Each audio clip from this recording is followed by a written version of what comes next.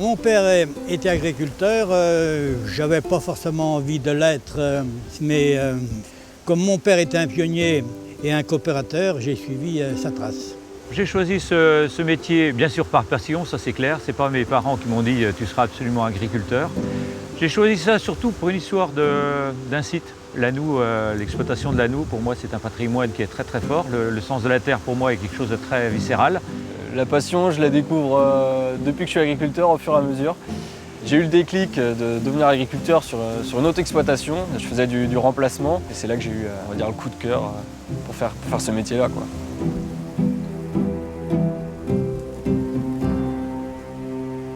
Je me suis installé en 1966 dans le cadre d'un GAEC, que 3 exploitations, ce qui faisait un total de 145 hectares, aient eu envie de se mettre en GAEC, ça choquait un peu les mentalités.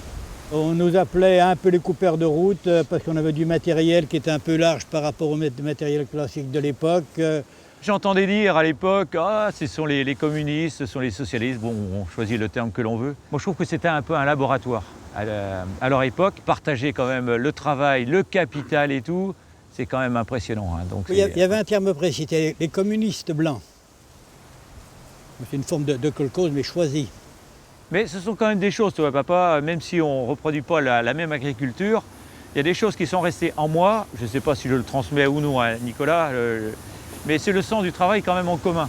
Vous aviez mis en place justement les fameux congés, là, 15 jours, 3 semaines parties, avec des voyages à l'étranger avec la famille. 3 semaines, t'exagères un peu quand même là-dedans. Bon, enfin, au moins 15 jours partis l'été. Mais ce que j'ai du mal peut-être à mettre en place aujourd'hui, donc c'est quand même, voilà. Moi, la grosse crainte que j'avais quand même, c'était, bon, Nico fait partie maintenant de la même entreprise que nous.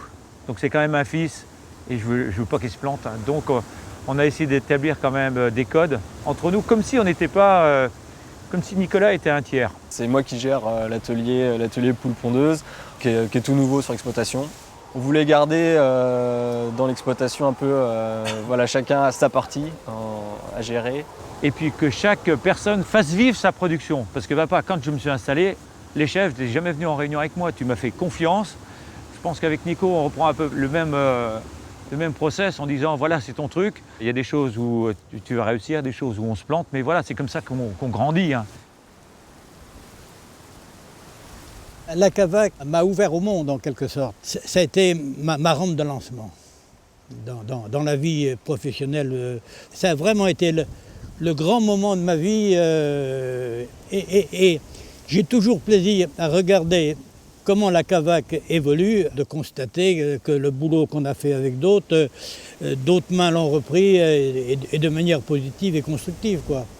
J'aimais bien me retrouver le soir d'une réunion à l'Annou, faire le tour de mes champs, repensant à ma journée, ce qui avait marché, ce qui n'avait pas marché. Ça me permettait de rebondir. Nous, on est peut-être une génération qui prend moins le temps de regarder ce qui nous entoure et voilà, on fonce et voilà. Mais non, mais moi je suis revenu aussi à ce milieu-là après des études en ville et voilà, c'est là que je me sens bien, c'est là que je me sens heureux. Donc c'est ressourçant et même énergisant peut-être. On a vécu des moments très durs hein, bon, en agriculture et puis de toute façon maintenant c'est du yo-yo, mais le lundi matin, quelles que soient les difficultés de notre travail, moi j'ai toujours envie d'y aller. Moi je suis viscéralement attaché à la terre.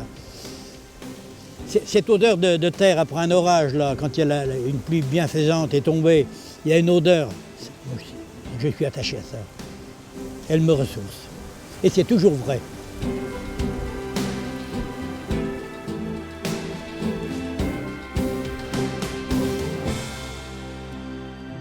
C'est l'espace et la liberté. Ouais, c'est vrai.